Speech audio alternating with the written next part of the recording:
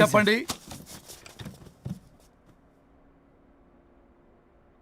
పర్లేదు చెప్పండి. నాకు విడాకులు కావాలి సార్. నాకేమన్నా మా విడాకులు కావాలా? నాకు విడాకులే కావాలి సార్. ప్రాసలు వద్దండి, ప్రాబ్లమ్స్ చెప్పండి. ఎర్రగా బుర్రగా ఉంది, తెలివైన అమ్మాయి కదా అని ప్రేమించాను సార్. ఇంట్లో వాళ్ళు కాదని పెళ్లి చేసుకున్నాను. అప్పటికి మా నాన్న ఏమన్నాడు తెలుసా? ఏమన్నాడు?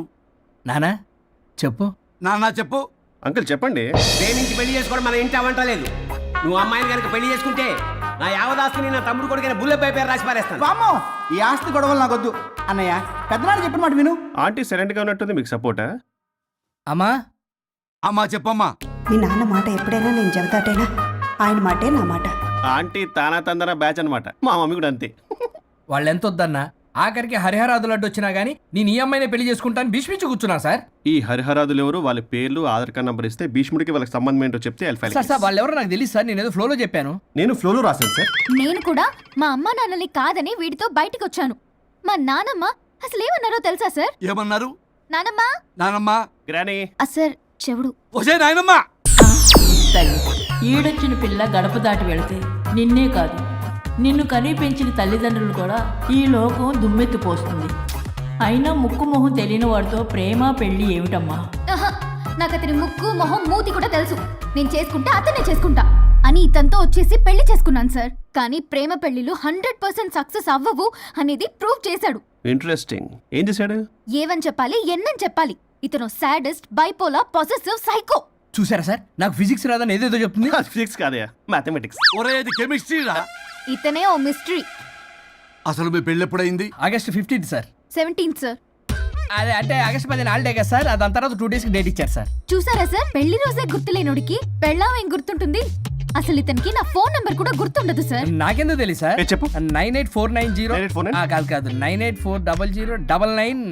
9849 మొత్తం 10 నంబర్లు ఉంటాయి. మీరు ఇలా టెన్షన్ పెడితే ఎలా చెప్పాలి సార్? పెట్టాలా చెప్పు. మీరు ఎన్నిసార్లు అడిగినా ఇదే రిపీట్ చేస్తాడు. దాని నంబర్ మాత్రం 4 మీదే పెట్టుకున్నాడు. అంటే దివ్య నెంబర్ ఫ్యాన్సీ నెంబర్ సార్. ఇంతకీ దివ్య ఎవరు? కలీగ్. దాని మాయలో పడ్డాకి నన్ను నెగ్లెక్ట్ చేస్తున్నాడు. అంతేనా? నీకు 100 సార్లు చెప్పేస్తాను నా ఫ్రెండ్ అని. హలో, ఫ్రెండా కలీగా? మా సార్ క్లారిటీ కావాలి. కొలీగ్ లాంటి ఫ్రెండ్ సార్. ప్రేమించినప్పుడు 100 కబుర్లు చెప్పాడు కానీ పెళ్ళైన నెక్స్ట్ డే నుండి పట్టించుకోవడం మానేశాడు. తలనొప్పి వచ్చినా తగ్గుతుందిలే అంటాడు కానీ ఏమి చేయడు. అసలు తలుంటే కదా సార్ తలనొప్పి రావడానికి. సరే తలనొప్పి వచ్చింది హాస్పిటల్కి వెళ్దామంటే రాదంట సార్. వాడు ఎవడో లైవ్ లో గాలి డాక్టర్ అంట. వాడికి ఫోన్ చేస్తుంది. వాడు తగ్గిందా అంటే తగ్గిందంట. నన్ను కూడా అలా చేయమంటే నేను ఎలా చేయాలి సార్? అసలు కూర్చొని ఇది పడుకోని ఇది ఊపిరి కూడా పీల్చుకొని సార్. ప్యాకెట్లు సిగరెట్లు కాలుస్తాడు. నేను ధూప్ స్టిక్ కాలిస్తే మంచి వాసన వస్తుంది. నువ్వు సిగరెట్లు కాలిస్తే రాహుల్ ద్రావిడ్కి కోపం వస్తుందంటే వినడే. బాత్రూమ్ అంతా కంపు చేస్తాడు. సార్ నాతో ఎక్కడికి రాడు, తనతో బయటికి తీసుకెళ్ళడు. నేను వేసుకునే ఏ డ్రెస్ కి కాంప్లిమెంట్స్ ఇవ్వడు. అదేంటి మొన్న నీ డ్రెస్ బాగుందని చెప్పా కదా.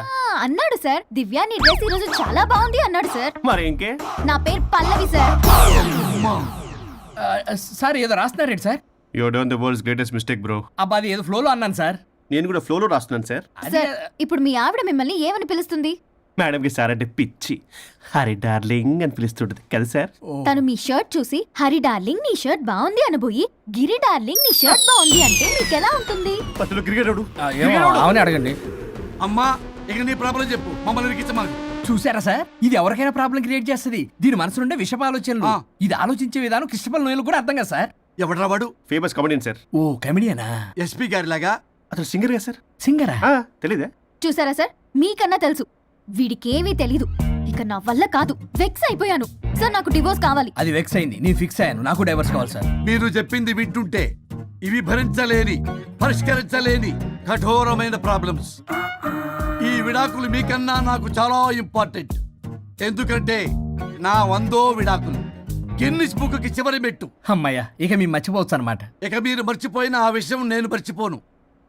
డాక్యుమెంటు నా హస్తాలతో స్వయంగా రాస్తున్నా. కానీ ఒక 2 రోజులు మాత్రం ఊపిరికి ఊపిరి బిగబట్టుకొని వెయిట్ చేయండి. 99 గెలిచిన ఆనందంలో నేను నా వైఫ్ తో గోవా టూర్ వెళ్తున్నాను. రాగానే 100% నేను మీకు డైవర్స్ ఇప్పిస్తా. Thank you sir.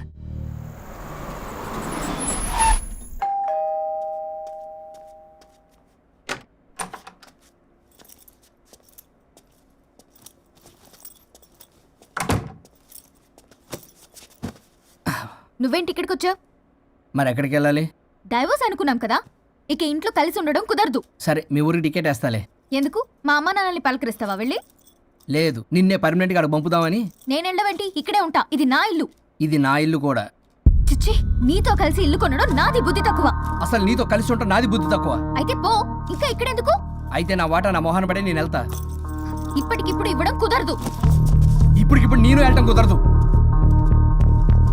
ఛే!